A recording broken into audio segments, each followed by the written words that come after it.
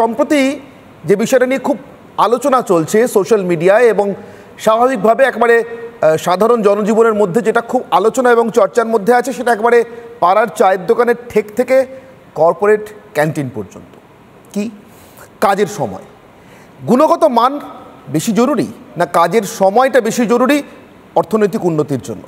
একটা দেশের উন্নতি, একটা নির্দিষ্ট সংস্থার উন্নতি, কিছু মানুষের উন্নতি, তার জন্য কি আরও বেশি সময় কাজ করা দরকার নাকি আরও কোয়ালিটি মানে গুণগতভাবে উন্নত কাজ করা দরকার?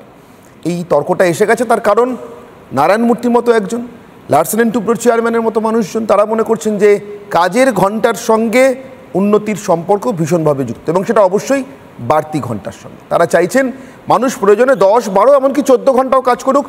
কেউ কেউ তো স্টার্ট আপের মতো জায়গাতে 16 ঘন্টা কাজ করারও পক্ষপাতী। আর ঠিক এখানেই যেন সমস্ত চিরাচরিত ধ্যান ধারণা ভেঙে যাচ্ছে।